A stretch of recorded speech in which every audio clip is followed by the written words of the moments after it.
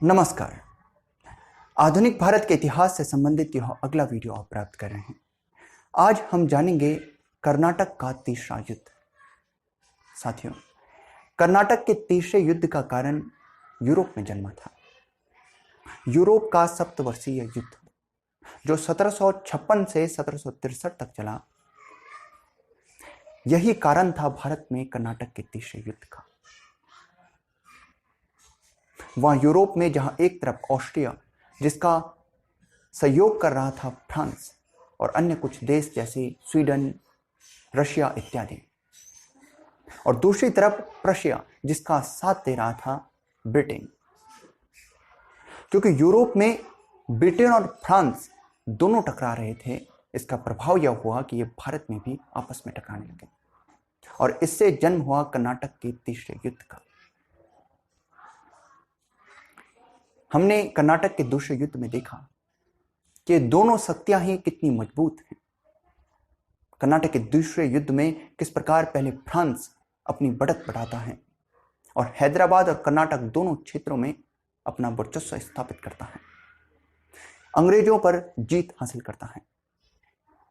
किंतु जब ब्रिटिशों की तरफ से क्लाइव प्रवेश करता है तो ब्रिटिशों को कुछ बढ़त मिलती है और वे कर्नाटक में फ्रांसीसियों को शिकस्त देते हैं। कर्नाटक में वे अपने शासक, जिसका कि वह सहयोग कर रहे थे, मोहम्मद अली को गद्दी हासिल कर पाते हैं।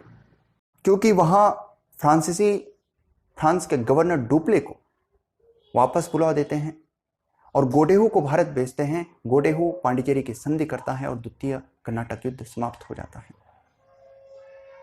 किंतु फ्रांसीसियों और ब्रिटिशों की शक्ति में कौन सर्वोच्च है, इसका निर्णय होना अभी बाकी था, जो कर्नाटक की तीसरी लड़ाई में हो जाता है। क्योंकि वहां यूरोप में ब्रिटिश और फ्रांसीसी लड़ रहे थे।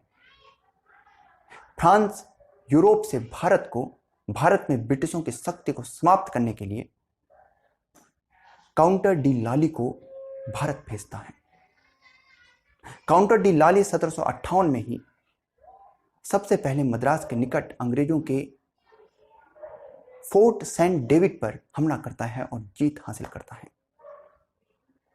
वो यहीं से तंजौर पर भी हमला करता है, किंतु तंजौर में ब्रिटिशों के सर आयरकूट नेतृत्व कर रहा था, इससे वहां फ्रांसीसियों को सफलता नहीं मिल पाती है। फ्रांसीसी वहां सफल नहीं हो पाते हैं। 1760 में ब्रिटिशों और फ्रांसीसियों की सेना प्रत्यक्ष रूप से सामने थी। यह वॉन्डिवॉस था, आज के तमिलनाडु के एक क्षेत्र जिसे अब वंदावासी कहा जाता है, तब इसे वॉन्डिवॉस कहा जाता था। क्योंकि देखिए, अब जो कर्नाटक क्षेत्र है यह तब कर्नाटक नहीं था। तब जो तमिलनाडु का क्षेत्र है यह कर्नाटक क्षेत्र हुआ करता था। आज का जो तमिलनाडु है यह तब कर्नाटक क्षेत्र हुआ करता था और यही वॉन्डिवॉस है। यह पांडिचेरी से ही कुछ दूर है। वॉन्डिवॉस में ब्रिटिश और फ्रांसीसी आमने सामने थे। यहां फ्रांसीसी बुस्सी को भी बुला लेते हैं। यह बुस्सी कौन है? जब फ्रांसीसी मुजफ्फर जंग को हैदराबाद की गद्दी पर बिठाते हैं, कर्नाटक की दूसरी लड़ाई में हमने पढ़ा, वे मुजफ्फर जंग को गद्दी पर बिठाते हैं, किंतु मुजफ्फर जंग उनके अनुरूप नहीं था। वे मुजफ्फर जंग की हत्या करवा देते हैं। इस कार्य को जो सफल बनाता है वह बुस्सी था और अंतिम तौर से फ्रांसीसी हैदराबाद में निजाम के पद पर सलावत जंग को बिठाते हैं। बुस्सी हैदराबाद में ही था। फ्रांसीसी इस युद्ध के लिए बुस्सी को भी बुला लेते हैं, किंतु फ्रांसीसियों की इस युद्ध में हार हो जाती है। वहां यूरोप में सप्तवर्षीय युद्ध समाप्त हो जाता है। एक संधि होती है, पेरिस की संधि। यह संधि 1763 में हुई और इस संधि में ब्रिटिश और फ्रांस ने भी हस्ताक्षर किए।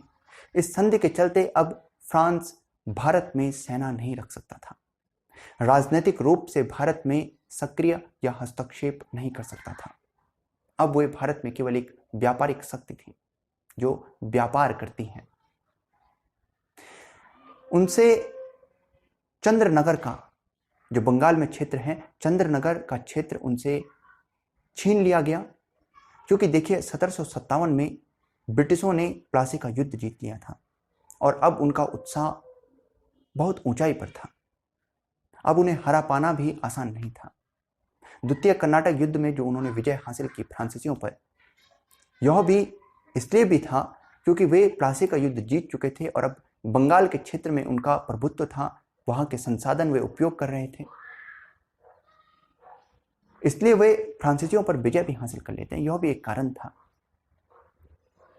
तो फ्रांस से वे चंद्रनगर का क्षेत्र जो बंगाल में है छीन लेते हैं ताकि वे अब किसी भी प्रकार की बाधा बंगाल में अपने लिए ना रखें।